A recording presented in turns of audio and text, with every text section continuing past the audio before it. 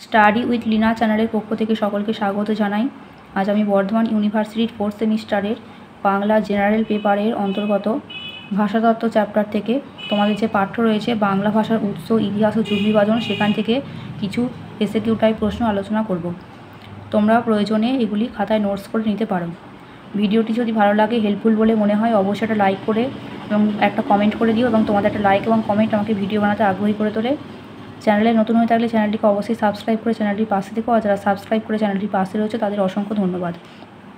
এই চ্যাপ্টার থেকে আমি পরবর্তী ভিডিওগুলোতে বড় প্রশ্ন আলোচনা করব। প্রথম প্রশ্ন, প্রাচীন বাংলা নিদর্শন কোন গ্রন্থে আছে? উত্তর হবে প্রাচীন বাংলা নিদর্শন হচ্ছে চর্যাপদে। বাংলা ভাষা কোন প্রাকৃত থেকে এসেছে? উত্তর হবে মাগধী প্রাকৃত। দুটি দেশি শব্দের উদাহরণ দাও। উত্তর হবে ঢেঁকি, উচ্ছে। পরের প্রশ্ন, চর্যাপদের ভাষাকে কোন ভাষা বলা হয়? উত্তর হবে সন্ধ্যা ভাষা। পরের প্রশ্ন, দুটি জোর কলম শব্দের উদাহরণ দাও। উত্তর হবে ধোঁয়াশা, হাঁসদারু। পরের প্রশ্ন, আদি মধ্য বাংলা ভাষার প্রামাণিক নিদর্শন কোনটি? উত্তর হবে বড়ু, চণ্ডীদাসের শ্রীকৃষ্ণ কীর্তন। পরের প্রশ্ন, প্রাচীন ভারতীয় আর্য ভাষার কালসীমা উল্লেখ করো। উত্তর হবে 1500 খ্রিস্টপূর্বাব্দ থেকে 600 খ্রিস্টাব্দ পর্যন্ত। পরের প্রশ্ন, অপিঞ্জি নামটি কে দিয়েছিলেন? উত্তর হবে সন্ধিকুমার চট্টোপাধ্যায়।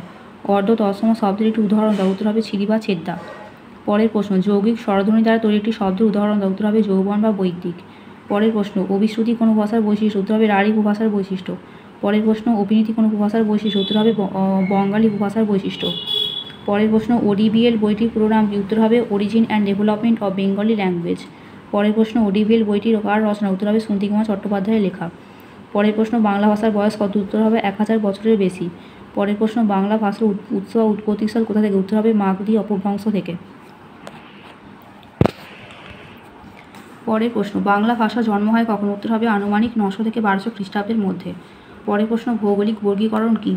উত্তর হবে প্রচলিত অঞ্চল বা স্থান অনুসারে ভাষা সম্প্রদায়ের ভৌগোলিক জরিপকে বলা হয় ভৌগোলিক বর্গীকরণ। পরের প্রশ্ন, প্রচলিত প্রাকৃতগুলির নাম লেখো। উত্তর হবে মাগধী, সৌরসেনী, মহারাষ্ট্রী, পৈশাচী, অর্ধ মাগধী। পরের প্রশ্ন, আদি মধ্য বাংলার কালসীমা কত? উত্তর হবে 1351 থেকে 1500 খ্রিস্টাব্দ পর্যন্ত।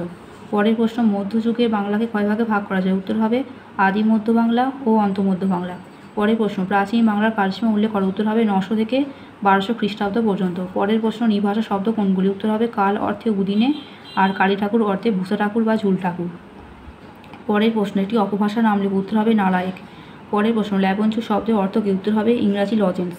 পরের প্রশ্ন, কয়েকটি জোর কলম শব্দের উদাহরণ দাও। উত্তর হবে ধোঁয়াশা, হাঁসদারু। পরের প্রশ্ন, আনারস শব্দটি কোথা থেকে এসেছে? উত্তর হবে আনানাস পর্তুগিজ শব্দ আনানাস থেকে, এটি একটি মিশ্রণ শব্দ। পরের প্রশ্ন, রোদসী শব্দের মূলে যে ধাতু রয়েছে তার অর্থ কি? উত্তর হবে রোদন করা। পরের প্রশ্ন, রোদসী কথার অর্থ কি? উত্তর হবে আকাশ।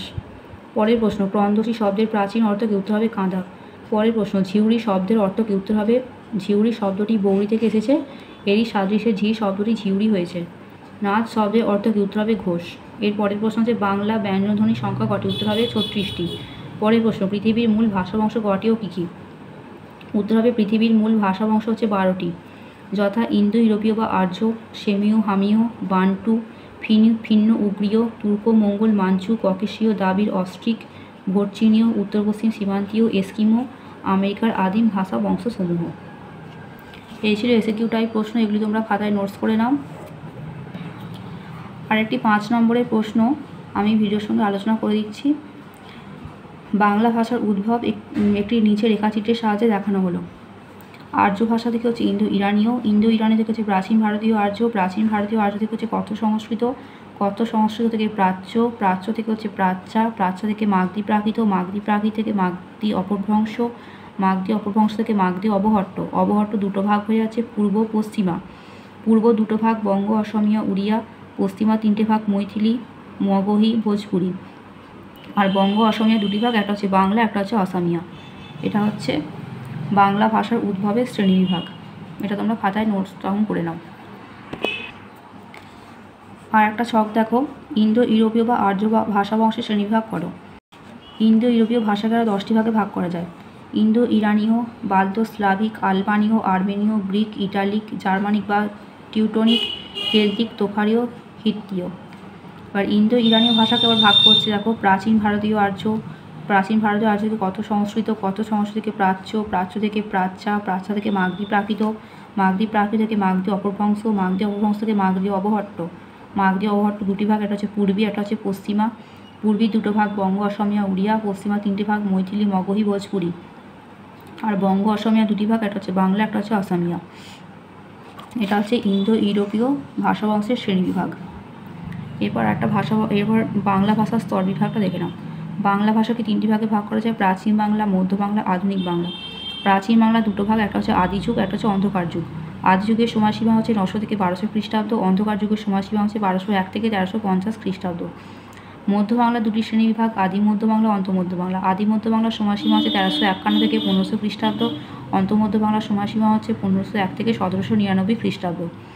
আধুনিক বাংলার সময়সীমা হচ্ছে 1800 থেকে আজ পর্যন্ত।